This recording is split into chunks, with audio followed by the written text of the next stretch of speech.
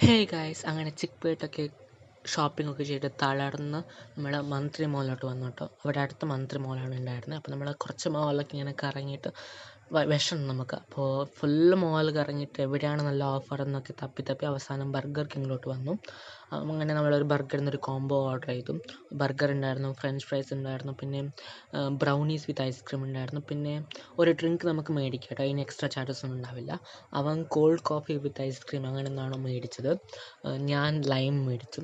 തളർന്നത് കൊണ്ട് ലൈം കുടിക്കുമ്പോഴത്തേക്ക് നല്ലൊരു ആശ്വാസമായിരുന്നു. Brownie with ice cream നല്ല ടേസ്റ്റി ആയിരുന്നു. ബർഗറും അത്യാവശ്യം വലിയ ക്വാണ്ടിറ്റി ആയതുകൊണ്ട് ഒരാൾക്ക് സുഖമായിട്ട് കഴിക്കാൻ പറ്റും. ഡ്രിങ്കും ലൈമും നല്ലതായിരുന്നു. പിന്നെ എനിക്ക് ഫ്രഞ്ച് ഫ്രൈസ് അത്രയ്ക്ക് ഇഷ്ടപ്പെട്ടില്ല. ഒട്ടും ക്രിസ്പി അല്ലായിരുന്നു.